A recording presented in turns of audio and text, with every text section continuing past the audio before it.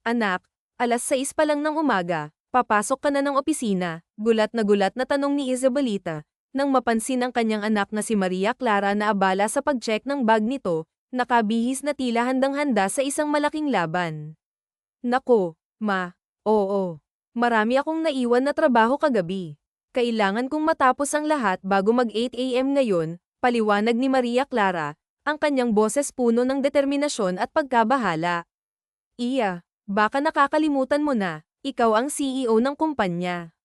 Hindi mo kailangang pumasok ng ganitong kaaga. Jesus, Mary Esep, sabi ng kasambahay natin, halos alas 12 na ng hateng gabi ka na umuwi. Umuwi ka lang dito para maligo at magbihis, tapos pasok ka na naman sa opisina, bulalas ng ina, ang kanyang tono puno ng pag-aalala at pagmamalasakit. Ma, kailangan nating manatiling numero 1 sa industriya ng kosmetiko. Ang kompetisyon ay lalong tumitindi. Ayokong maungusan tayo ng mga kalaban kaya kailangan kong gawin ito, kailangan kong tutukan ang negosyo natin, sagot ni Maria Clara, ang kanyang mga mata nagliliyab sa dedikasyon. Iya, puro trabaho na lang ang nasa isip mo. Wala kang social life, kaya hanggang ngayon, wala ka pang boyfriend. Kinain ka na ng trabaho, reklamo ni Isabelita, ang kanyang boses puno ng pagkabahala para sa kaligayahan ng kanyang anak. Maya-maya, tila nagising ang ama na si Alfredo sa usapan ng mag-ina. Oh, Iya, bakit nakabihis ka na? Pupunta ka na ba ng opisina? 6 AM pa lang tanong ng ama, ang kanyang tono puno ng pag-aalala. Yan ang sinasabi ko sa anak mo, masyado na siyang babad sa trabaho. Wala nang ibang gawin kundi ang magtrabaho ng magtrabaho, dagdag pa ng ina, na tila nag-aalala para sa kalusugan ng kanyang anak. This is my life, ma, pa. Binigyan niyo ako ng responsibilidad na pamunuan ang kumpanyang ito at gagawin ko ang lahat para sa sinimulan niyong negosyo. Papa, don't worry, masaya ako sa ginagawa ko, sagot ni Maria Clara, ang kanyang tinig puno ng sigasig. Iya, hindi kita nilagay sa posisyon na yan para patayin ang sarili mo sa pagtatrabaho. Ikaw ang CEO, dapat mong pangasiwaan ang trabaho ng iyong mga tao. Naniniwala ako sa kakayahan mo, kaya hindi mo na kailangang masyadong magpakahulip, sabi pa ni Alfredo, ang kanyang boses puno ng pagmamalasakit. I love my job, pa. I love what I'm doing. Okay lang ako, don't worry, nakangiting sagot ni Maria Clara, na tila naglalaman ng lakas ng loob. Iya, hindi ka na bata. I enjoy mo ang buhay mo. Lumabas ka kasama ang mga kaibigan mo, mag-unwind ka paminsan-minsan, suhestyon pa ng kanyang ina. At Maria Clara, ikaw lang ang kaysa isa naming anak. Bago naman kami lumisan ng mama mo, bigyan mo naman kami ng apo, pakiusap ni Alfredo, ang kanyang tono puno ng pag-asa. Paano tayo bibigyan ng apo wala ngang boyfriend, sabad naman ni Isabelita, na tila nagtataka. Bamantong hininga si Maria Clara, narinig na kasi niya ang mga pangaral na ito mula sa kanyang mga magulang. Halos araw-araw siyang sinesermonan ng mga ito. Paano nga ba naman, totoo naman ang sinasabi ng kanyang mga magulang. Nabuhay yata si Maria Clara para lamang magtrabaho. Halos sa kumpanya na lang nakatuon ang buong atensyon niya. Halos wala siyang kaibigan, bilang lang sa daliri, at higit sa lahat, never pa siyang nagkaroon ng love life. Paano nga ba naman? Bata pa lang siya, nabuo na sa kanyang isipan na balang araw siya ang mamumuno sa kanilang kumpanya. Pangarap niya ito kaya talagang pinaghusayan niya ang pag-aaral hanggang kolehiyo upang maging karapat-dapat na CEO. Si Maria Clara ay tunay na mahusay sa paghawak ng negosyo, subalit sa iba pang aspeto ng kanyang buhay, siya ay tila kulang. Maganda si Maria Clara, kahit na ang kanyang pananamit ay madalas na simpleng skirt at blouse na may coat, ang kanyang karisma at ganda ay talagang lumalabas. Kadalasan, ang kanyang mahabang buhok ay nakatali, at halos hindi siya nagme-makeup. Ngunit kahit sa kabila ng lahat ng ito, kitang-kita pa rin ang kanyang likas na kagandahan. Sa edad na 28, wala siyang boyfriend, isang katotohanan na labis na ikinababahala ng kanyang mga magulang. Sila'y patuloy na nangungulit sa kanya na huwag masyadong magpakalulong sa trabaho at sana'y magdesisyon siyang magkaroon ng kasintahan. Ngunit matigas si Maria Clara, wala sa kanyang bokabularyo ang salitang boyfriend, asawa, anak, o relasyon. Ang kanyang focus ay tanging sa trabaho, negosyo, at kumpanya lamang. Pang-ilang beses ko na bang narinig ang mga pangaral nyo na yan, Mama, Papa? Hindi ba kayo nagsasawa? Alam nyo naman ang isasagot ko sa inyo. Wala akong plano na mag-asawa at magkaanak. Ang baby ko ay ang kumpanya. Iyan ang magbibigay sa atin ng kasiyahan kapag mas lumago pa ang negosyo, tugon ni Maria Clara, ang kanyang tinig puno ng determinasyon. O sige, mauna na po ako ha. Dugtong pa niya sabay halik sa pisngi ng kanyang mga magulang bago siya tuluyang umalis sa mansyon. Pagdating ni Maria Clara sa opisina, hindi na siya nag-aksaya ng oras. Kaagad niyang sinimulan ang kanyang mga gawain. Masinsinan niyang binabasa ang lahat ng dokumento sa kanyang harapan bago niya ito pirmahan. Maraming mga files ang kanyang pinagdaraanan, at madalas niyang minamarkahan ang mga ito ng cross-out na nangangahulugang hindi niya gusto ang nakasulat.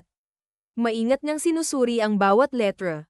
Ayaw niyang may makalusot sa kanya, kaya naman madalas siyang tawaging the Super OC CEO. Bago pa man matapos ang 8:00 ng umaga, natapos na niya ang pagsusuri sa napakaraming papeles. Ngunit hindi pa doon natatapos ang lahat.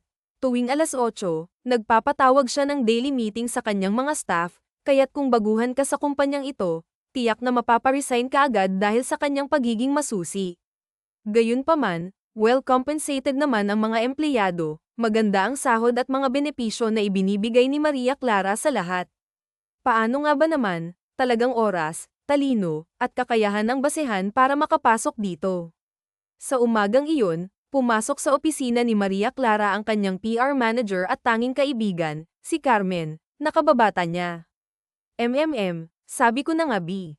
Ganito palang kaaga, babad na sa papeles yang mga mata mo, bungad ni Carmen habang hawak ang 2 tasa ng kape.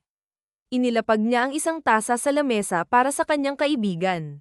Mag-coffee ka nga muna. Tumawag sa akin yung mama mo, hindi ka pa daw nagbi-breakfast, napailing-iling na sabi ni Maria Clara.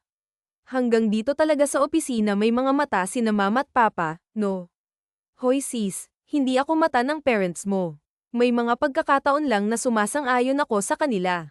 Pero hindi ibig sabihin na sumasang-ayon ako sa lahat ng oras. Dapat kasi kumain ka muna bago ka pumunta dito. At sis, 6 AM na, nakasubsob ka na dito sa opisina.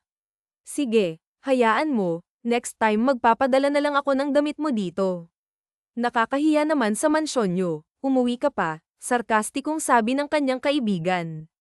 Bahagyang natawa si Maria Clara, tinitigan ng kape na pinatong ng kaibigan at nagpasalamat.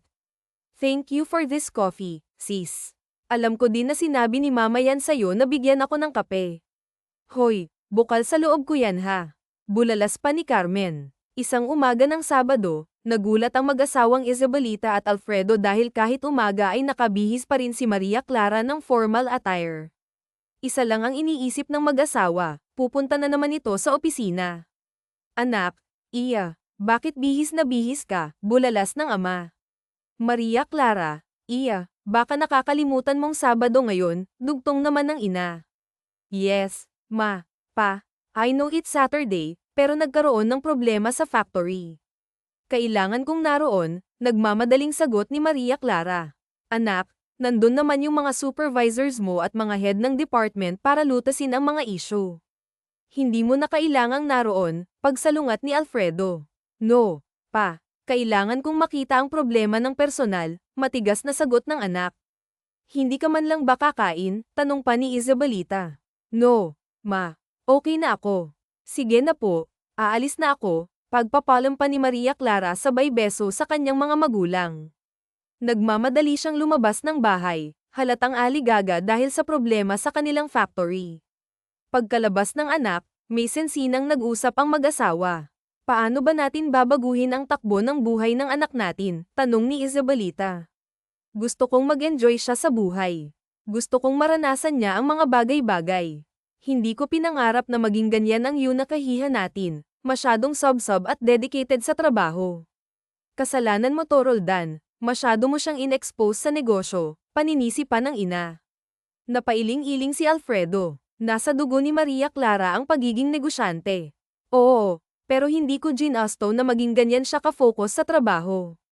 At isa pa, we are not getting any younger, Jamina. Gusto ko din na magkaapo tayo. Aba ka, mukhang kakainin na tayo ng lupa, Wala pa din tayong makikitang apo, sambulat pa ng ama. Yun din yung gusto ko.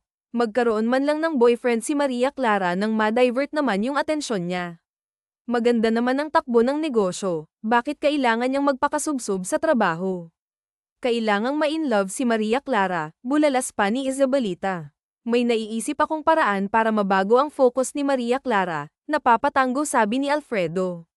Ano yun, Roldan? Tanong ng ina. Dahil masyado siyang tutok sa negosyo at sa kanyang posisyon, tatanggalin natin sa kanya ang kanyang mana kung hindi siya makakapag-asawa ngayong taon, mariing suhestyon ni Alfredo. Sigurado ka ba dyan, Roldan? Paano kung hindi nga mag-asawa si Maria Clara? Paano ang negosyo? Maipagkakatiwala mo ba iyon sa iba, bulalas ng asawa? Alam ko ang aming anak, kilalang kilala ko si Maria Clara. Hinding-hindi papayag yan na mawala sa kanya ang negosyo at ang kanyang posisyon, at hinding-hindi niya hahayaan na malagay sa kamay ng iba ang pagpapatakbo nito, nakangising sabi ng matandang Alfredo, ang kanyang mga mata ay puno ng tiwala. Tama ka dyan. Siguro nga it's about time na gawin natin ito para mabaling sa ibang atensyon ni Maria Clara, sumang-ayon naman si Isabelita, ang kanyang boses ay puno ng pag-asa. Kinagabihan, nakatanggap si Maria Clara ng isang mensahe sa kanyang cellphone. Nagulat siya dahil ngayon lamang siya nakatanggap ng ganoong mensahe mula sa kanyang mga magulang. Pinapauwi siya nito at may mahalaga daw silang pag-uusapan. Pagpasok niya sa loob ng malaking mansyon, nagulat siya sa kanyang nakita. Nandoon sa kanilang living room ang kanyang mga magulang, sina Doña Roldan at Isabelita, kasama pa ang kanilang family attorney na si Attorney Lopez. Anong meron? Bakit nandito si attorney? Bungad ni Maria Clara. Ang kanyang tinig ay puno ng pag-aalala. Maupo ka na muna, Iya, sabi ni Alfredo, ang kanyang tono ay seryoso. Kinakabahan, naupo si Maria Clara sa sofa. What's wrong? What's happening? Tanong niya, ang kanyang puso ay kumakabog sa takot. Iya, anak, Maria Clara, siguro it is about time na manghimasok na kami sa personal mong buhay. All we want is for you to be genuinely happy. We just want you to enjoy life as it is to be, panimula ng ama, ang boses nito ay puno ng malasakit. Ano po ba yun? Sabihin nyo na, sabi ng kinakabahan na si Maria Clara, ang kanyang mga kamay ay nanginginig. Iya, wala kaming masamang intensyon ha, dugtong pa ng ina, ang kanyang mga mata ay puno ng pag-aalala. Oh my God, pa, sabihin nyo na nga ano ba kasi yun? Bakit kailangang andito pa si Attorney Lopez, bulalas ni Maria Clara, ang kanyang boses ay nag-aalab sa pagkalito. Inabot ni Alfredo ang dokumento sa kanyang anak. Anak, heto ang nais naming mangyari. Ano to? Tanong ng dalaga, ang kanyang isip ay naguguluhan. Gusto naming magkaroon ka ng asawa ngayong taon, and sooner, bigyan kami ng apo ng mama mo, panimula ni Alfredo, ang kanyang boses ay matatag. Anong kalokohan to? Gulat na sabi ni Maria Clara, ang kanyang mga mata ay lumalaki sa pagkabigla. Tama ka ng dinig, anak. Kung hindi ka makakahanap ng asawa ngayong taon, tatanggalin kita bilang CEO ng company. Bukod pa doon, tatanggalan kita ng karapatan sa negosyo. Mawawala din lahat ng mana mo, direktang sabi ng ama, ang boses nito ay puno ng determinasyon. Napailing-iling si Maria Clara at napahawak sa kanyang ulo. Nakasaad sa dokumentong yan ang lahat, sambit ng ama sabay turo sa papel na hawak ng anak. Are you crazy? No, I don't believe in you. Alam kong hindi nyo hahayaan na ibang tao ang magpapatakbo ng negosyo. Nice try, pa, sambit pa ng anak, ang kanyang boses ay puno ng pagsalungat. Seryoso ako, Iya, pirmado ko na ang papeles na yan at alam yan ni Attorney Lopez, sabi pa ni Alfredo. Ang kanyang tono ay hindi nagbabago. Pipilitin niyo akong mag-asawa at magkapamilya kapalit ng posisyon ko at ng negosyo natin. This is dumb, Dad.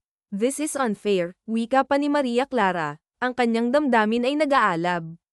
My decisions are final. It's up to you kung gagawin mo ang mga kondisyon namin ng mama mo o hahayaan mong ibang tao ang mamahala ng kumpanya, sabi pa ng ama, ang kanyang mga mata ay puno ng determinasyon. Napapikit si Maria Clara at nagdasal sa kanyang isip, Lord, totoo ba ang mga naririnig ko sa mga magulang ko? Alam kasi ni Maria Clara na hindi kailanman nanloko ang ama niya at sa pagkakataong ito, sigurado siyang seryoso ang ama niya sa kanyang desisyon. This is brutal, bulalas ng dalaga, ang kanyang tinig ay puno ng pagkabigo. Will you take it or leave it? Wika ng papa niya, ang kanyang tono ay puno ng hamon. Walang ibang tao ang pwedeng mag-manage ng business, mariing sabi ni Maria Clara, ang kanyang boses ay puno ng determinasyon.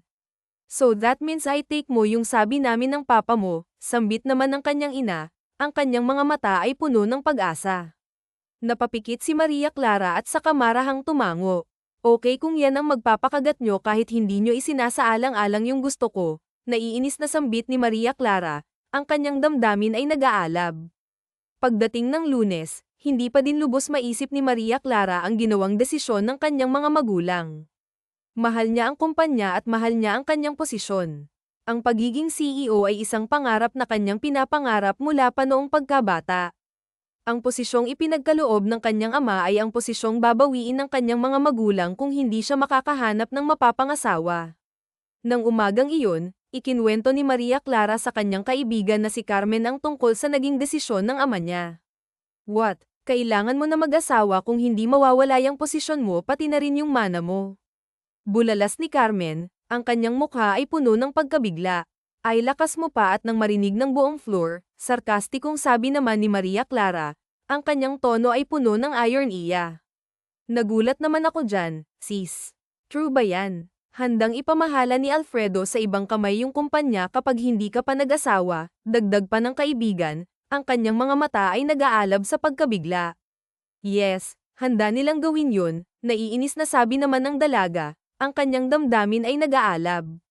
OMG, mapapalitan ka na, bahagyang nakangiting tugon ng kaibigan, ang kanyang tono ay puno ng pang-uudyok. Oh, bakit parang masaya ka pa? Masungit na tugon naman ni Maria Clara. Ang kanyang damdamin ay puno ng pagkalito. Hindi naman sa ganun. Kaya lang alam mo na, wala nang meeting everyday kapag nawala ka. Tapos pwede na akong mag-leave, wala na masyadong mabusisi sa mga reports, wala nang magpa-follow up ng maya't maya, nakangiting sabi pa ni Carmen. So parang sinabi mo na rin na toxic akong boss, pairap pa na sabi ng dalaga. Hindi sa akin ang galing yan, sabi naman ng kaibigan. Anyway, ano yung plano mo? I will never give this company to somebody. Dugot pawis ko ang naging puhunan ko dito. Hinding-hindi ako makakapayag na basta-basta na lang mapunta sa wala ang pinaghirapan ko, sabi pa ni Maria Clara. Meaning magpapakasal ka eh. Kaninong Pancho Palato ka naman magpapakasal eh. Wala ngang naglalakas loob na manligaw sa'yo eh, pran kang sabi pa ni Carmen. Napaisip naman si Maria Clara sa sinabi ng kaibigan. Saan nga ba naman siya makakahanap ng mapapangasawa paano siya mag-aasawa gayong wala siyang ine-entertain na kahit na sino? Ano bang gagawin ko? Sambit pa ng dalaga. Dapat magpaligaw ka na, suhestyon pa ni Carmen. Wala ngang nagkakamali ba? Mahina namang sambit ni Maria Clara. Paano nga naman? Napaka-strong ng dating mo lahat ng lalaki takot kang lapitan, pagpaprangkisa ni Maria Clara at tila na frustrate na. Ako bahala sis hahanapan kita ng mapapangasawa, nakangising sabi ni Carmen. Wait, ayoko ng totoong mapapangasawa ha. Magpapanggap lang na asawa ang kailangan ko, yung ipapakita ko kina mama at papa na may boyfriend ako then kasal-kasalan lang ganun, wika ni Maria Clara. Oh my God, ano ba yan sis? Bakit di ka humanap ng totoong magmamahal sa'yo, yung genuine love you mean? Pumayag ka lang pala para hindi mawala yung posisyon sa'yo sis. I believe walang ibang hangad yung parents mo kundi sa ikakabuti mo. Kung ganyan ang mindset mo, much better wag ka na lang magpakasal. Huwag kang magcheyo, just be a normal person, find real love and find the beauty of life, suhestyon pa ni Carmen. My life is here, my life is the company. My entire life I was born to be the president of this business. I will never be a normal girl living a simple life. I am so much better than that Carmen, naiinis na sabi naman ni Maria Clara. Napapailing naman ng kaibigan. Okay. I am just saying opinion ko lang yun sis siya lang. Buong linggong pinag-isipan ni Maria Clara kung paano nga ba maisakatuparan ang kanyang plano, humanap ng lalaking handang magpapanggap bilang kanyang asawa. Ayaw naman niya na basta-basta ang makuha niya. Kilala niya ang kanyang ama. Alam niyang ipapa-background check ng kanyang ama ang lalaking mapipili niya, kung kaya naman wala pa man ay naiisip na ni Shelly Ann ang mga posibleng mangyari. Maya-maya ay biglang kumatok sa kanyang opisina si Carmen. Nagbago ang isipan nito at nais ng tulungan ng kaibigan. Okay sis, I will help you na. Tutulungan na kitang humanap ng lalaki, sabi pa nito. Napangiti naman si Shelly Ann. Natuwa dahil may makakatulong na siya sa paghahanap ng lalaking maaaring kontsabahin para maging peke niyang asawa. Thank you, sis. Thank you talaga, sambit ng dalaga. Punta ka sa kondo ko mamaya. May mga kontak akong pagpipilian mo. Kung hindi lang talaga kita mahal, hindi ko to gagawin para sa'yo, pasinghal pa na sabi ni Carmen. Thank you talaga. Pero, ganun ka bilis talaga. May nahanap ka na, gulat na tanong pa ni Shelly Ann. Yes, of course. Pinagdududahan mo ba ang kakayahan ko? Pairap pa na sabi ng kaibigan. Basta, later at my place. Magpapa-audition tayo ng mga peke mong asawa. Kinagabihan nga ay nagtungo na si Shelly Ann sa kondo ng kaibigan. Kinakabahan siya sa plano ni Carmen. Hindi niya alam kung magiging successful ang plano nito. Nakaupo si Shelly Ann sa sofa habang naghihintay sa kaibigan na nasa loob ng kwarto kasama ang mga lalaking nahanap nito bilang magpapanggap na mapapangasawa niya. Lumabas si Carmen mula sa kwarto. Sis, remember ha, ang mga lalaking nandito ay hindi mga aktor. Nahagilap ko sila sa kung saan-saan. Syempre sis, may mga kapalitong pagpapanggap nila. May presyo, sambit pa ni Carmen. Yes, yes. Kahit magkano, bulalas pa ng dalaga. Okay, mabuti nang clear tayo. So sis, ikaw na ang baalang mag-decide sa mga lalaking nasa loob ng kwartong yan ha. Kung sino yung bet mong maging peking asawa in the future, wika pa ng kaibigan habang lumalakad papalapit sa pinto ng kwarto. Binuksan niya ang pinto at saka tinawag ang unang lalaki. So, our first gentleman is a salesman, meet George, sambit ni Carmen sabay labas ng lalaki. Unang tingin pa lang ni Shelly Ann ay napailing na kaagad siya. Though maayos naman ang itsura nito at mukhang matino, ngunit hindi ito ang hinahanap ni Shelly Ann. No, agad. Hindi mo man lang pinagsalita sis, nagulantang pa na sabi ni Carmen. Sorry George, pilit ngiting sabi ni Shelly Ann sabay kumaway sa lalaki. Napakamot ulo naman ang salesman at saka nagpaalam na umalis. Napailing-iling si Carmen sa naging reaksyon ng kaibigan. Okay. Next gentleman naman, tinawag niya ang sumunod na lalaki. Meet Lucas, a freelance model. Lumabas ang matangkad na lalaki na talaga namang napakagwapo. Hi Shelly Ann. Pinagmasdan lang ni Shelly Ann ang lalaki mula ulo hanggang paa. Kumunat ang noo niya at saka nagsabing, Hi Lucas. Sorry, no, thank you, bye, prangkang sabi niya. Shelly Ann, ayaw mo to. Diyos ko. Ang choosy mo ha, bulalas pa ni Carmen. It's okay. Thank you. Bye, sambit ng lalaki at saka din umalis ng kondo. Bye Lucas. Anyway, last na to Shelly Ann ha. Kapag hindi mo pa to bet, hay nako, wala na akong maitutulong sa'yo. Naiinis ako sa'yo ha, pasinghal na sabi pa ng kaibigan. Our last gentleman here is a basketball player, meet Johnson. Sabay labas naman ang lalaki sa loob ng kwarto. Hi Shelly Ann, sambit nito. Ayaw ko sa basketball player. Sorry Johnson, but no, mariing sabi pa niya. Okay, fine, tanging sambit ng lalaki at saka umalis. Ay sis, suko ako sa'yo ha. Maging fake boyfriend and later on fake husband lang ang kailangan mo. Bakit ang choosy mo? Naiinis na sabi ni Carmen. Hindi swak eh. Walang appeal for me. Sorry sis kung medyo mapili ako. Hindi naman sa pagiging maarte, pero wala talaga eh, nakasimangot na sabi pa ni Shelly Ann. Dumating ang weekend. Himala na hindi nagtatrabaho si Shelly Ann. Nakakulong lang ito sa malaki nilang mansyon. Dala-dala pa rin niya sa kanyang isipan kung paano siya makakahanap ng lalaking ipapakilala sa kanyang magulang bilang papakasalan. Nang araw naman na yun, wala ang kanyang mga magulang. Nagtungo ang mga ito sa France upang makipag-meet sa kanilang kaibigan, kung kaya naman mag-isang naiwan si Shelly Ann sa mansyon. Habang nakatingin sa garden, umiinom ng wine ay nabulabog ang pag-iisip ng dalaga. Nagbigla na lamang itong marinig na tumunog ang doorbell. Hinintay niyang pagbuksan yun ng kanilang kasambahay, ngunit ilang minuto pa ay tila walang nagbubukas sa taong kanina pa doorbell ng doorbell. Nainis si Shelly Ann at siya na mismo yung nagbukas ng gate. Yes. Bakit pa ulit-ulit sa pagpindot ng doorbell? Hindi ka ba makapaghintay? Bulalas ni Shelly Ann sa lalaking yun na nakatalikod. Tila slow motion naman na humarap ang lalaki sa kanya at doon nga ay bigla na lamang siyang napanganga. Gwapo ang lalaking nasa harapan ng kanilang gate. Moreno, matangkad, at may kaakit-akit ng ngiti. Sorry ma'am, delivery po, sambit ng lalaki. Nakatulala pa rin si Shelly Ann sa lalaki. Ma'am, nagbalik naman sa ulirat ang dalaga. Delivery. Para kanino? Shelly Ann Gonzalez po, wika ng lalaki. Ako yun. Wala naman akong pinapa-deliver. Ito po yung materials for cosmetics. Dito ko na daw po ay deliver dahil gusto nyo daw po na makita agad ang mga samples, sabi pa ng lalaki. Tila nagbalik naman sa alaala ni Shelly Ann kung paano niya tinutukan ng kaibigan para may padala ng rush ang samples ng cosmetic materials na in-order nila para sa bago nilang produkto. Ah, okay. Tanging nasabi na lamang ni Shelly Ann. Pa-receive na lang po ako, wika pa ng lalaki sa gate. Inabot ni Shelly Ann ang box na yun at pinirmahan ang papel na yun. Sa pagkakataong ito, nais ng lakasan ng dalaga ang loob niya. Ang lalaking ito ang nais niyang magpanggap bilang kanyang fake boyfriend. Ito nga ang hinahanap niya. Siguradong sigurado na siya. Anyway, ano pala yung pangalan mo? Kinakabahang tanong ni Shelly Ann.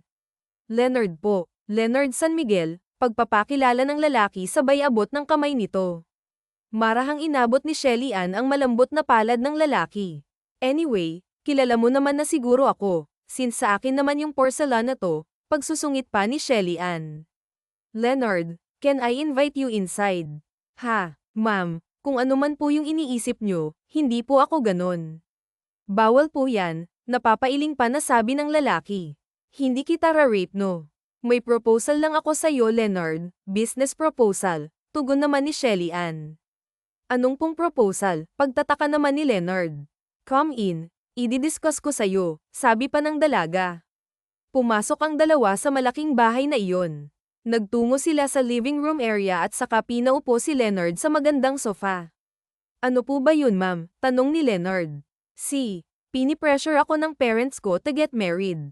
Ayoko ng ideya na yun, pero kapag hindi ako nagpakasal ngayong taon, mawawala yung pwesto ko at ang company. CEO ako. Tatanggalin nila ako sa pwesto kapag hindi natupad yung kondisyon ko. So, naguguluhang tanong ni Leonard. I want you to be my fake boyfriend. And later on to be my fake husband, diretsang sagot ni Shelly Ann. Nagulat naman si Leonard sa pagiging prangka ng dalaga. Don't worry Leonard, I will pay you. Babayaran kita, at kapag naikasal na tayo, maghihiwalay din tayo. Once nakapirma na ang papa na hindi niya ako pwedeng palitan bilang CEO, sabi pa ni Shelly Ann. Napaisip naman ang binata sa proposal ni Shelly Ann. Kailangan na kailangan niya ng pera ngayon. Pinagmasdan niya ang dalaga. Maganda naman ito at very sophisticated pa. Ma'am Shelly Ann, maganda naman po kayo. Bakit kailangan niyo pang maghanap ng lalaki? Wala po bang naliligaw sa inyo? Paglalako na tanong ni Leonard. Wala, prangkang sabi ng dalaga. May tibo po ba kayo? Muling tanong ng binata. No, mariing saad ni Shelly Ann. Ah, sorry po, pagbawi naman ni Leonard.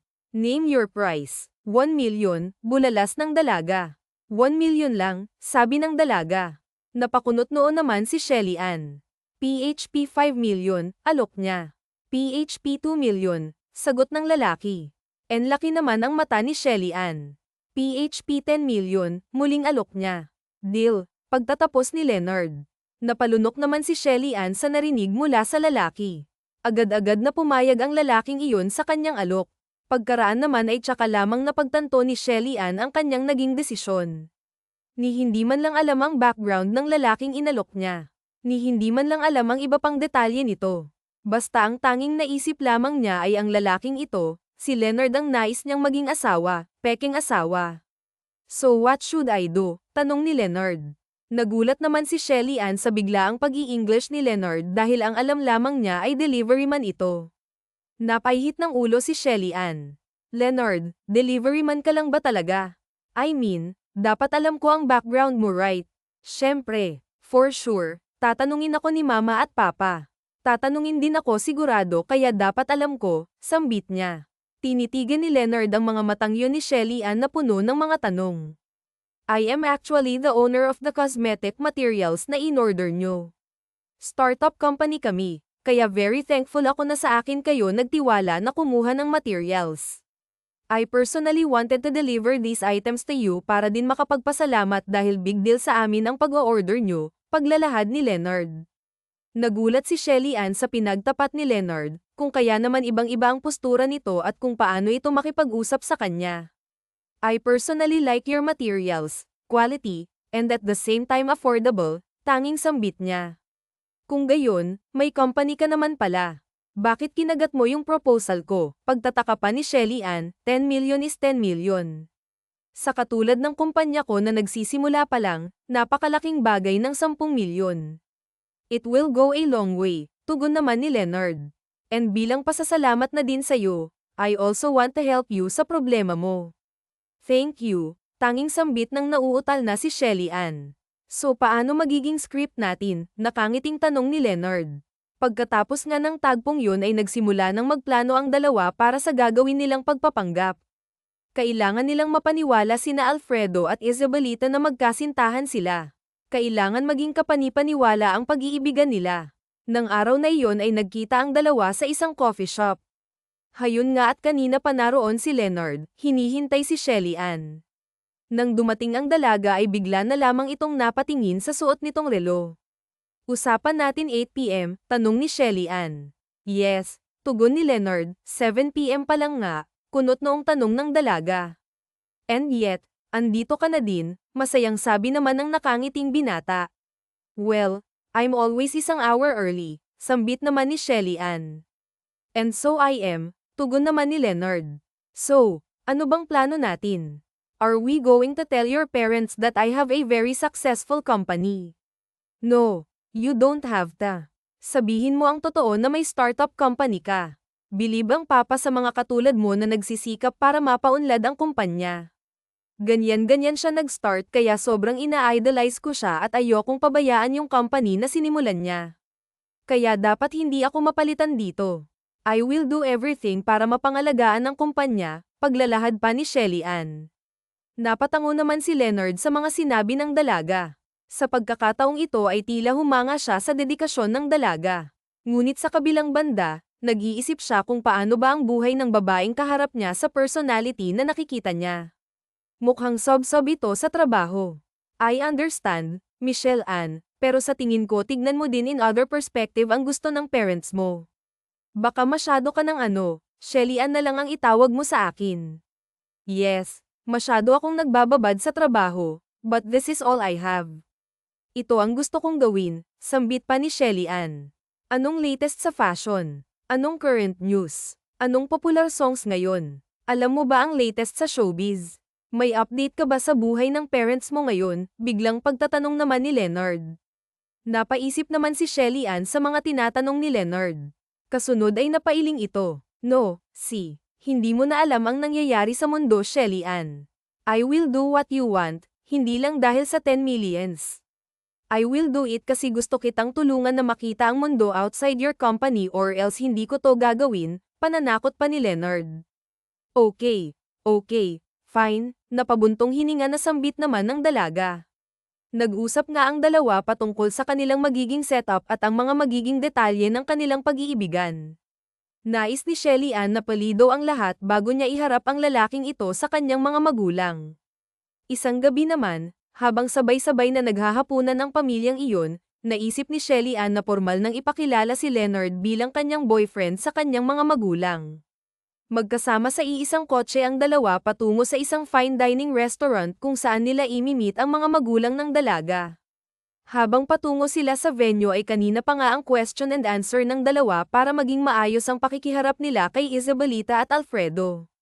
Saan tayo nag-meet? Unang tanong ni Shelly Ann. Sa coffee shop sa Makati, mabilis na tugon naman ni Leonard. Anong suot ko ng araw na yun? Sunod na tanong ng dalaga. Ha, pati ba yun? Nang laki naman ang butas ng ilong ng binata sa kasama. Oo, ganun kadetalyado kapag yan ang tanong ni Papa. Bahagya namang namula si Shelly Ann sa sumunod niyang tanong. Marahang nilinggan ni Leonard ang dalaga. Hindi lang po maganda ang anak nyo sa panlabas, maganda din po ang puso niya, sinserong sabi pa nito. Tuluyang namula si Shelly Ann at pilit na umiwas ng tingin. Okay na yan. Mukhang perfect naman ang mga sagot mo, nauutal na sabi pa niya. Ilang sandali pa nga ay nakarating na ang dalawa sa lugar na yun kung saan imimit nila ang mga magulang ni Shelly Ann. Pagdating nila sa restaurant ay naroon na din si Isabelita at Alfredo. Good evening po ma'am, sir, bungad ni Leonard sa mga ito. Good evening, masayang tugon ni Isabelita. Samantalang si Alfredo naman ay kinikilatis sa pamamagitan ng pagtingin sa lalaki mula ulo hanggang paa. Mapa, this is Leonard, my boyfriend, pagpapakilala ni Shelly Ann sa kasama. Nice to meet you po, sabi pa ng binata sabay inabot ang palad nito. Magaan na inabot ni Isabelita ang kamay na iyon sa binata. Nice to finally meet you. Tumingin siya sa kanyang asawa at saka ito si Nico, nangangahulugan na kamayan din nito ang binata. Napaismed si Alfredo at saka inabot ang kamay ng binata. Okay, tanging sambit lang nito. Let's have a seat, wika ni Isabelita. Pagkaupo ng lahat ay nagsimula na nga ang interrogation ni Alfredo kay Leonard. How long are you dating? Gano'n nakatagal yung relasyon nyo? Kahapon, nung isang araw, sarkastikong sabi ni Alfredo. Napatirik naman ang mata ni Shelly Ann sa sinabi ng papa niya. Actually, we have been dating for almost a year now. Next month po anniversary na namin, pagsisinungaling pa ni Leonard. Ha, how come na hindi namin alam yan, bulalas pa ni Isabelita. Tahimik lang naman sa isang sulok si Shelly Ann. Ayaw na niyang dagdagan pa ang sinasabi ni Leonard dahil baka hindi mag-alay ang mga lumalabas sa kani-kanilang mga bibig. Masyado po kasing abala si Shelly Ann sa work. Same din po sa akin, and we understand each other naman po. Nagkikita kami kapag may free time, nakangiting sabi pa ni Leonard. Free time. Kapag tulog si Shelly Ann, doon lang siya nagkaka-free time eh. Saan kayo nagkikita? Sa panaginip, pang-iinis pa ni Alfredo. Bahagya naman itong natawa sa sinabi ng ama ni Shelly Ann. Tumingin si Leonard sa halatang kabadong si Shelly Ann. Masyado po talagang malihim ang anak nyo. Minsan nga po binibiro ko siya kung kinakahiya niya ba ako. We see each other every time nagpapalam siya sa inyo na may aasikasuhin siya sa planta o kaya babalik siya ng office, pagtutuloy ni Leonard. You mean last Saturday, nung sinabi ni Shelly Ann na pupunta siya ng factory. Ikaw talaga ang sazen niya. Gulat na tanong ni Isabelita. Napangiti naman si Leonard at saka tumango. Opo. Maya-maya naman ay marahang hinawakan ni Leonard ang kamay ni Maria Clara na nakapatong sa lamesa. Nang laki ang mga mata ng dalaga at may kuryenteng umakyat sa kanyang katawan. Mabilis ang pintig ng kanyang puso at pinapawisan siya. Tumingin sa kanya si Leonard at tumango. Sa mga tingin na iyon naman ay tila nakakampante si Maria Clara, mga tingin na nagsasabing, okay lang yan, Shell. Napalunok ang dalaga bago nagsalita.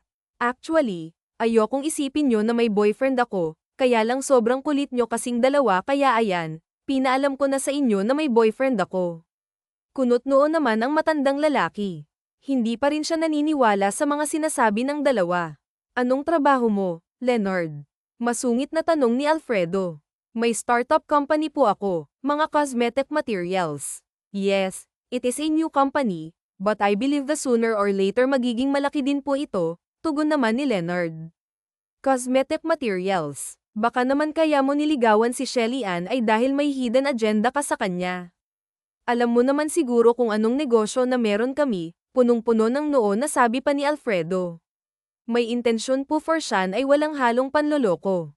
Mahal ko po siya, hindi dahil may hidden agenda ako. Minahal ko po siya hindi dahil CEO siya, minahal ko po siya dahil sa kanyang pagkatao, tugon pa ni Leonard. Napatango naman ang matanda sa sinabi ni Leonard. If you don't mind, alam mo ba ang birthday ni Maria Clara? Pagtatanong pa nito. May 17, 1996 po. Paborito niyang color is black. Mahilig siya sa ice cream, especially kapag stress siya. She was class valedictorian mula elementary hanggang high school at cum laude din naman sa Harvard University nung college. Napatango naman si Roldan. Anong nagustuhan mo sa anak ko? Bamantong hininga si Leonard. Bukod po sa napakaganda ng anak niyo, may mabuti din po siyang puso. Hindi po nakikita ng iba dahil sa pinapakita niyang strong side dahil siya ang CEO, But deep inside she's sweet, she's kind and wala po siyang hinanggad kundi ang kabutihan ng iba. Hindi ko lang po basta nagustuhan si Shelly Ann, mahal ko po siya, madamdaming paglalahad ni Leonard. Alam naman ni Shelly Ann na hindi totoo ang binibitawang salita ng binata, ngunit tagos na tagos sa kanyang puso ang lahat ng iyon. Kinikilig siya at hindi niya moari kung ano ba itong kanyang nararamdaman. Halos mapatili naman si Isabelita sa kilig. Talaga ba?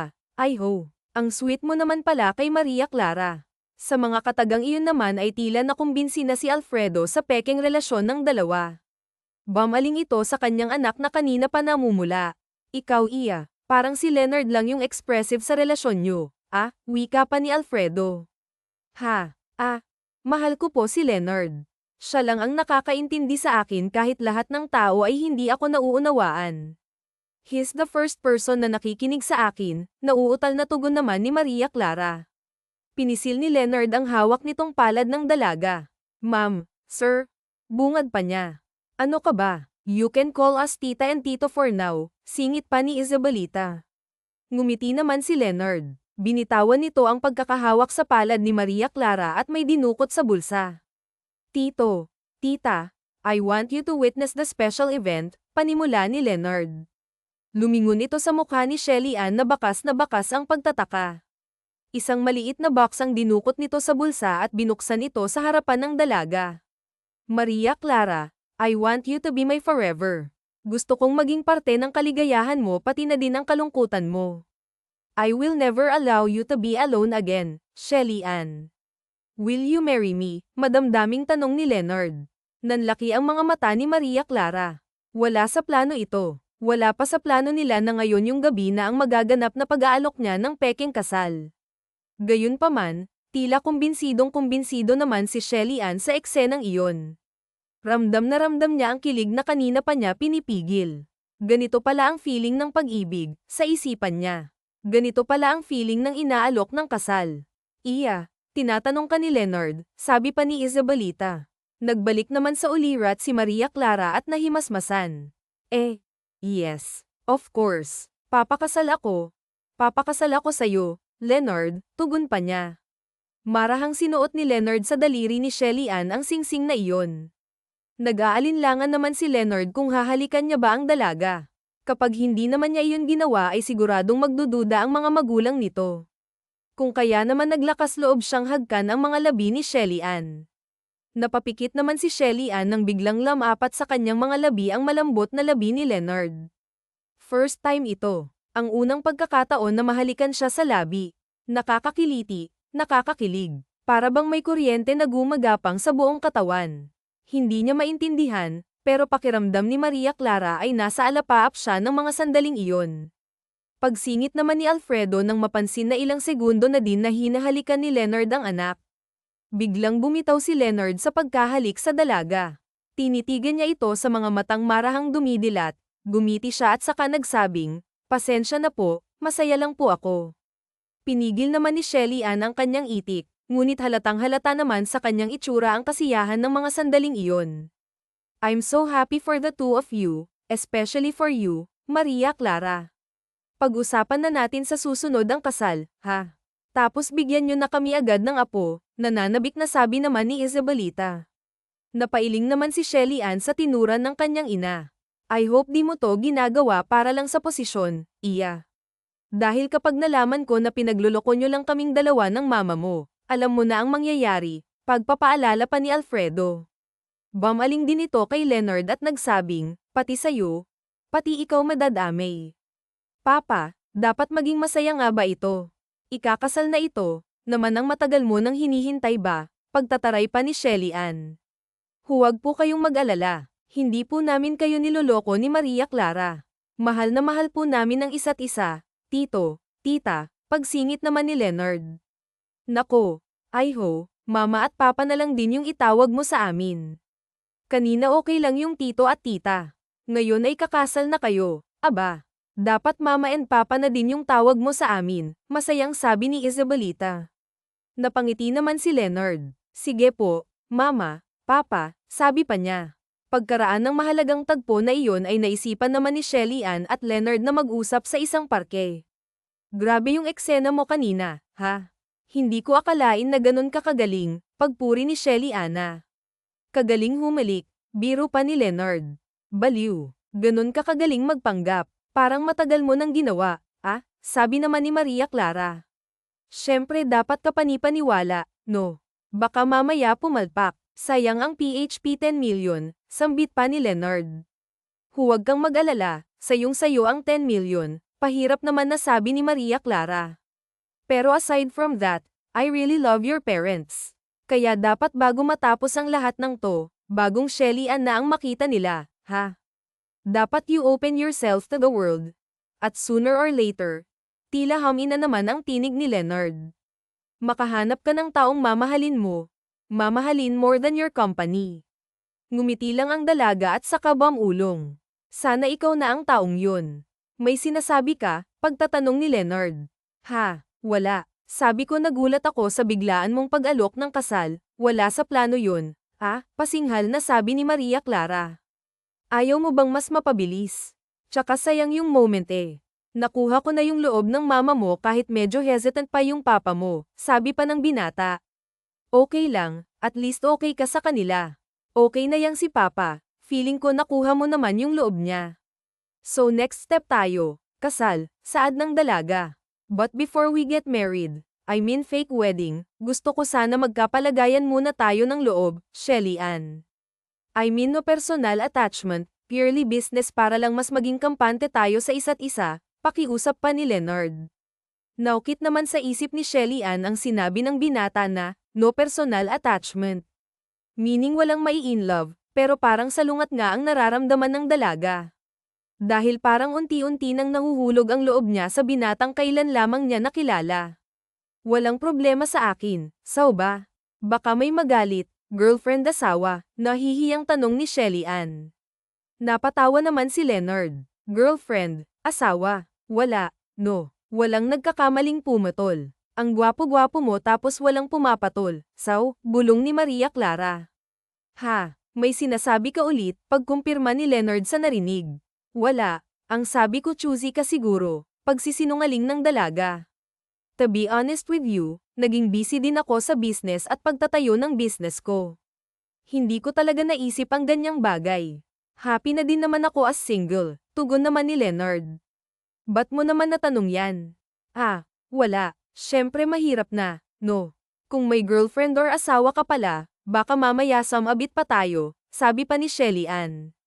Napangiti naman si Leonard. So tomorrow, may tayo. Pasyal-pasyal lang, suhestyon ng binata. Sure. After work, tugon ng dalaga. Okay. 5 p.m. tomorrow, sabi ni Leonard. No. 9 p.m., pagtanggi ni Maria Clara, 9 p.m.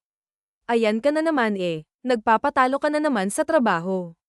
5 p.m. bukas, dadaanan kita sa office mo para sure ako na 5 p.m. ka lalabas. Deal, wika pa ni Leonard. Napahirap na lamang si Shelly Ann ngunit sa loob-loob niya ay masaya siyang niyaya siya ng binata. Sige na nga. 5 p.m., nakangiting sabi pa niya. Yan, dapat lagi kang ganyan, pagpansin ni Leonard.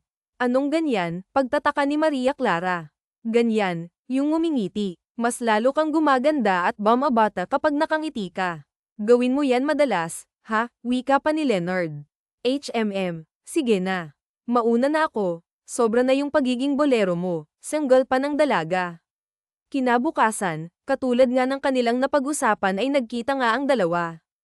Tulad ng sinabi ni Leonard, sinundo niya si Shelly Ann sa office nito. 4:00 pa lamang ng hapon ay naroon na siya. Nandoon siya sa may lobby at naghihintay sa dalaga.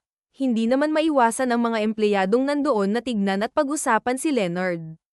Lalo na chini-chismis na agad ng kanilang receptionist na ang hinihintay ng lalaking iyon ay si Maria Clara. Mas lalo pang naging interesado ang lahat kay Leonard. Paano nga naman ay may daladala pa itong bouquet of flowers para kay Maria Clara. Kumari pa naman ng takbo si Carmen patungo sa office ni Shelly Ann na naroon at abalang-abala sa pagbabasa ng mga dokumentong nasa harap nito. Hindi na nga nagawang kumatok pa ni Carmen sa pinto at dumiretso na lamang ito sa pagpasok sa room ng kaibigan. Sis, malandi ka din pala. Ba't di ka nagkukwento sa akin, bulalas ni Carmen. Napakunot noon naman si Shelly Ann sa tinuran ng kaibigan. Ha? Anong sinasabi mo? At ganyan talaga kaimportante ang sasabihin mo kaya hindi mo nagawang kumatok, pasinghal pa na sabi niya. Masyado ka talagang mysterious, friend. May lalaki sa lobby. Hinihintay ka, sambit ni Carmen. Yes, that's Leonard, ang may-ari ng kinuhanan natin ng cosmetic materials. Why? Tanong ni Maria Clara. Hindi lang siya business partner, no? Jowa mo na, no? Bulalas ni Carmen.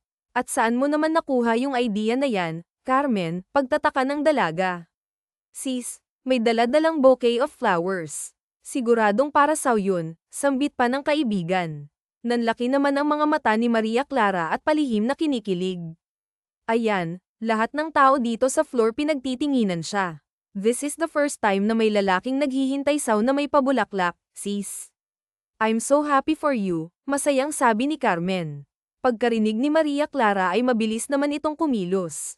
Kinuha ang salamin at chinek ang itsura nito. Kinuha ang lipstick sa bag at bahagyang nilagyan ng kanyang labi. Pagkatapos ay kinuha ang coat at ang bag. Hoy sis, kaibigan ko lang yun. Ikukwento ko some other day ang gusto mong malaman, tugon naman ni Shelly Ann. Hay nako, ewan ko saw. Kung friend yan bakit para kang sinilihan sa puwet at hindi ka na mapakali dyan, pagpansin pa ng kaibigan. Hay ewan ko saw, sige na mauna na ako ha. May lakad pa kami ni Leonard, nagmamadali namang lumabas doon sa room na yun si Maria Clara at pinuna ang mga usisero niyang mga staff. Masaya na kayo may bago na kayong pagchichismisan. Business partner ko yang nasa labas at hindi ko boyfriend. Now get back to work, paliwanag pa niya. Nag-atubili namang kumilos ang mga empleyado at nagsibalikan sa kanilang mga cubicle. Paglapit naman ni Shelly Ann kay Leonard ay pinuna niya ito. Ba't naman may dala ka pang bulaklak? Mas lalo tayong napag-usapan ng mga staff ko niyan pabulong na sabi ng dalaga. Ayaw mo yun. Mas maraming magpapatunay na boyfriend mo nga ako, sambit ni Leonard. Bamaling si Leonard sa mga nag-uusisa empleyado. Huminga siya ng malalim. Guys, I am Leonard and I am your boss boyfriend. Malakas na pagsambulat ni Leonard sa mga staff na nakatingin. What are you doing? Biglang kinurot ni Shelly Ann ang tagiliran ng binata. Ouch! Para alam nila na may boyfriend kang hot na tulad ko, biro pa ni Leonard. Ang kapal mo ha, halik ka na nga, sabay hinayla ni Shelly Ann ang binata. Hayun nga at namasyal ang dalawa. Naglibot sila sa Novaliches, sa Santa Rosa, sa May Laguna. Ito ang first time ni Shelly Ann na lumabas ng ganoon. Masaya siya dahil this time wala siyang ibang iniisip, walang nakabinbin na papeles na dapat pirmahan, walang client meeting, walang business presentation. Ang nasa isip lang niya ay kasama niya si Leonard na handang maging fake husband niya. Hindi niya alintana kung may presyo man ito, basta ang alam niya ay masaya siya sa mga sandaling iyon. Ang ganda pala dito, no? Bungad ni Shelly Ann. Ginabi na nga tayo Maganda din sana maglibot dito kapag araw pa, tugon naman ni Leonard. Okay lang naman kahit gabi, nag-e-enjoy naman akong mamasyal, sabi ni Maria Clara. Masayang naglakad-lakad ang dalawa sa park habang panay ang pagbibiro ni Leonard kung kaya naman walang humpay din ang pagtawa ni Shelly Ann. Nasundan pa ang paglabas-labas ng dalawa. Dinala ni Leonard si Shelly Ann sa mga lugar na hindi pa nito napupuntahan, sinama sa mga activities na hindi pa nagagawa ng dalaga tulad ng wall climbing, naghikaw din sila ng mga fun run at naglaro sa amusement parks. Gabing yun nga ay nasa isang sikat na theme park ang dalawa. Namumutawi sa mukha ni Maria Clara ang lubos na kagalakan dahil kasama niya si Leonard. Walang dull moments, lahat masaya lang, tawanan, biroan, kain sa labas, kwentuhan, light situations but very memorable. Ito nga ang mga bagay na kulang kay Maria Clara, mga simpleng bagay na nakalimutan niyang i-enjoy, mga simpleng bagay na hindi niya nararanasan, kung kaya naman laking pasasalamat niya dahil nakilala niya si Leonard, ang lalaking bumago ng kanyang perspective sa buhay. Pagkaraang sumakay ng dalawa sa roller coaster ay panay ang iyakan pa ng dalawa. Grabe ka, mas malakas ka pang sumigaw kaysa sa akin. Akala ko ba sanay kang sumakay dyan, sambit ni Maria Clara habang panay ang hampas kay Leonard dala ng kagalakan. Oo, sanay na ako sumakay dyan pero nung bata pa ako. Ayoko na ulitin yan. Nahilo ako. Parang humiwalay yung kaluluwa ko sa katawan ko, wika pa ni Leonard. Natatawa ako sa facial expression mo kanina habang nakasakay tayo. Hindi mapigil ni Maria Clara ang pagtawa dahil sa naalala niya ang tila pinipitpit na luya na itsura ni Leonard habang nakasakay sila sa roller coaster. Bigla namang sumeryoso ang mukha ng binata. Masinsinan siyang pinagmasdan ang mukha ni Maria Clara. Sincere and genuine look. You look more beautiful when you laugh, Maria Clara. Please keep it that way. Sinserong sambit ni Leonard. Tila naging conscious naman si Maria Clara sa tinura ng binata. Namula siya at tila nahiya. Ang ganda ng mga mata mo habang tumatawa, Maria Clara, dagdag pa ni Leonard. Leonard, maraming salamat ha dahil binuksan mo yung mundo para sa akin. I never expected na ganito palakas Aya na bukod sa apat ng sulok ng office ay may iba pa palang mundo na pwede kong galawan. Masaya ako dahil tinuro mo sa akin kung paano I enjoy yung mga bagay-bagay, kahit gaano man ka-simple. Thank you from the bottom of my heart, madamdaming tugon naman ni Maria Clara. Hindi nagtagal ay naganap na nga ang kasal ng dalawa, isang simpleng kasal naman yun na dinaluhan ng malalapit sa kanila. Hindi na din kasi nag-abala pa si Leonard at Maria Clara dahil alam nga naman nila na sa pagdating ng araw ay maghihiwalay din sila. Hindi naman maalis ang tingin ni Leonard kay Maria Clara habang naglalakad ito papalapit sa kanya suot ang isang payak na white long dress habang hawak ang 12 white roses. Pagkalapit ni Maria Clara sa binata ay hindi napigilan ni Leonard ang magsabing, "You are the most beautiful girl in the world." Tila kinilig naman si Maria Clara sa sinabi ng binata. Alam niyang ang kasal na yun ay kasunduan lamang ngunit sa sandaling yun ay unti-unti nang nahuhulog ang loob ni Maria Clara kay Leonard. Pagkatapos ng sermon ng pari ay tinanong ng pari si Leonard, "Ikaw, Leonard, tinatanggap mo ba si Maria Clara bilang iyong asawa, sa hirap man o ginhawa?" "Opo, Father, tinatanggap ko po," nakangiting tugon ni Leonard. "Ikaw naman, Maria Clara, tinatanggap mo ba si Leonard bilang iyong kabiyak, sa hirap man o ginhawa, bilang ng pari sa dalaga?" "Opo, Father, tinatanggap ko po," sagot naman ni Maria Clara. Kung walang tumututol sa kasalang ito, I now pronounce you, Leonard and Maria Clara, husband and wife. You may now kiss your bride, sabi ng pari. Marahang inangat ni Leonard ang belo na nakatakip sa mukha ni Maria Clara. Doon nga ay tumambad kay Leonard ang napakagandang mukha ni Maria Clara. Masaya ang pakiramdam ng lalaki. Hindi niya alam kung anong matatawag sa ganong pakiramdam. Feeling niya siyang pinakamasayang lalaki sa mundo. Ganon din naman si Maria Clara nang masilayan ang gwapong si Leonard. Nananabik siya sa halik na yun. Muli niya na namang naramdaman ang mga init na halik na una niyang naranasan sa lalaking kanyang pinakasalan. Marahang nilapit ni Leonard ang kanyang mga labi sa mapupulang labi ni Maria Clara hanggang sa maglapat nga ang mga ito. Buong pusong binigay ni Maria Clara ang kanyang labi. Hinayaan niyang angkinin ni Leonard muli na naman niyang naramdaman ang kakaibang saya dulot ng matamis na halik na yun. Lumipas ang ilang araw ay nagsama na ang dalawa sa iisang mansyon habang hinihintay nila ang bagong kasulatan na nagpapatunay na si Maria Clara ang magiging CEO ng kumpanya at hindi na kailanman papalitan. Kasama na din ang mana nito at kapag nangyari ngayon ay maghihiwalay na ang dalawa. Ibibigay ni Maria Clara ang pangako nitong 10 Philippine pesos milyon sa lalaking kanyang pinakasalan. Gayunpaman, iba ang pakiramdam ng dalawa. Tila ba namuhay na sila nang walang kasunduan. Masaya sila sa piling ng bawat isa. Masaya sila sa bawat umaga ay mukha ng bawat isa ang nakikita. Hindi man nila inaamin sa isa't isa ay bakas naman na nagmamahala na sila. Nang umagang yun ay abalang-abala naman sa kusina si Maria Clara. Oo, marunong na siyang magluto ngayon, hindi katulad ng dati na halos wala siyang panahon na magstay ng matagal sa bahay at kumain. Ngayon nga ay nakakapagluto na siya. Nagluto ka, bungad ni Leonard nang makita ang mga pagkain na nakahain sa lamesa. Nakangiti namang sumagot si Maria Clara, "Yes, nagluto ako ng breakfast natin bago tayo pumasok sa kanya-kanya nating office." "Ang sweet naman ng asawa ko," malambing naman na sabi ni Leonard. Kinilig naman si Maria Clara sa sinabi ng asawa. Lumapit ang lalaki sa kanya at marahang niyakap mula sa likuran. "Okay bang yakapin kita?" Tumango lang si Maria Clara. Maya-maya naman ay nilapit ni Leonard ang kanyang labi sa leeg ng asawa. Naramdaman naman ni Maria Clara ang init ng bawat hininga ng asawa.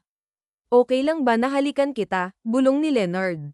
Muli namang tumango si Maria Clara. Pagkatapos ay nananabik namang hinalikan ni Leonard ang leeg ng asawa. Nadarang naman si Maria Clara sa kakaibang sensasyon na yun. Humarap siya sa kanyang asawa at sa kanya inagaw ang labi nito. Hinalikan niya ang malambot na labi ni Leonard hanggang sa pareho na silang nadala sa init, nadala sa nagbabagang sitwasyon, nadala sa nag-aalab nilang mga puso. Simula noon, malaki ang pinagbago ni Maria Clara. May work-life balance na siya. Pumapasok siya sa office ng alas 8 at umuuwi ng alas 5. Minsan nga ay nakakahanap din siya ng free time para makasamang mag-lunch si Leonard. Naging masaya na si Maria Clara pagkatapos ng kasal. May dahilan na siya upang umuwi ng maaga. Nananabik siya sa bawat araw na makita ang lalaking pinakasalan niya. Tama nga ang mga magulang niya. Ito ang kulang sa buhay niya, ang ma-in love. Ang maging masaya outside the company. Hindi niya pinagsisisihan ang sandaling yun, ang sandali na makilala niya si Leonard. Alam nilang pareho na ang kasalang yun ay base lang sa napagkasundoan nilang dalawa, ngunit habang tumatagal ay mas lalong lumalalim ang pagtitinginan nila. Hindi man nila nasasabi personally ang salitang, I love you, pero kitang-kita naman sa kanilang mga kilos ang tunay nilang nararamdaman para sa isa't isa.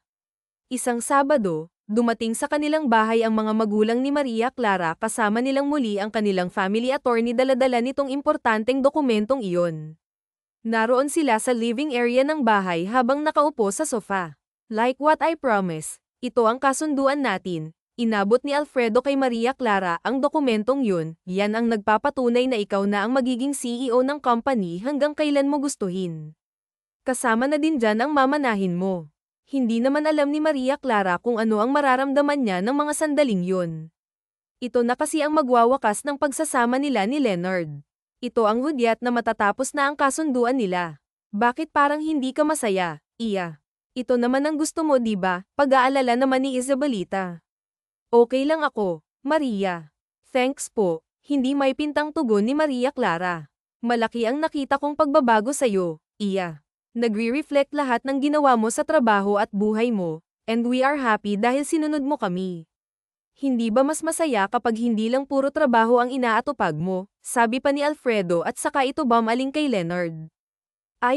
Maraming salamat dahil dumating ka sa buhay ng anak namin. Salamat po for raising Maria Clara.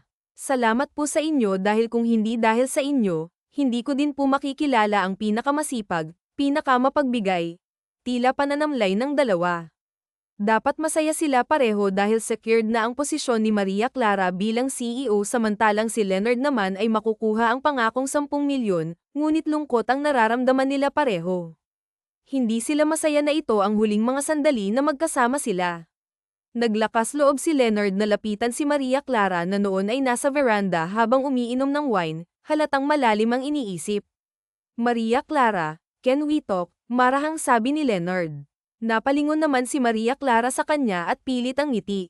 Nangilid ang mga luha niya habang pinagmamasdan ng lalaki na papalapit sa kanya. Leonard, finally tapos na. Finally, malaya ka na. Ita-transfer ko na sa bank account mo yung pinanggako kong 10 million Philippine pesos.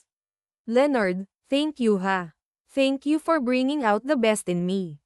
Thank you dahil pinakita mo sa akin ang ganda ng mundo, kung paano maging masaya at kung paano magmahal. Tuluyan nang naiyak si Maria Clara. I hope magkita pa din tayo sa future at sana sa muli nating pagkikita ikaw pa din yung kalog at masayahing Leonard na nakasama ko. Don't worry. Ipapaayos ko na kaagad yung annulment natin. Hinaplos naman ni Leonard ang likod ng asawa at sa kamarahang pinunasan ng mga luha nito.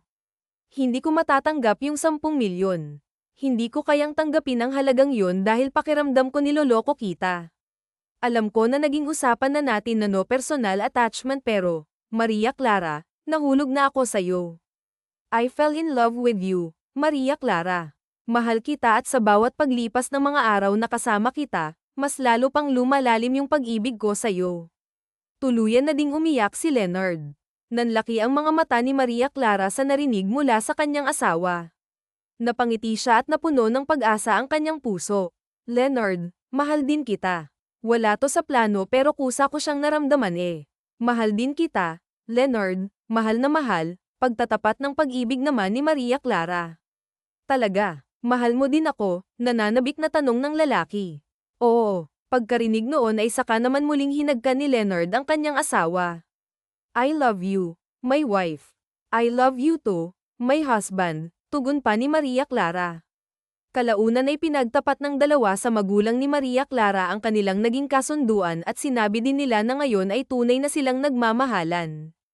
Tanggap naman yun ni Isabelita at Alfredo. Sa katunayan ay alam ni Alfredo ang lahat at batid din niyang nai-inlove na ang dalawa sa isa't isa. Sa ngayon ay namumuhay na masaya sina Maria Clara at Leonard. CEO pa din si Maria Clara ngunit hindi katulad noon. Ngayon nga ay masiyahin na siya at hindi laging babad sa trabaho. Binigyan niya ng oras ang kanyang asawa at mas naging malawak pa ang pagtingin niya sa mundo maliban sa 4 na sulok ng kanyang office. Samantalang si Leonard naman kahit walang anumang tulong mula sa mayaman niyang asawa ay unti-unti niyang napayabong ang kanyang maliit na kumpanya. Sa paglipas ng mga taon ay nabuntis si Maria Clara at nabiyayaan sila ng kambal. Walang mapagsidlan ang saya ng mag-asawa dahil nga buo na ang kanilang pamilya.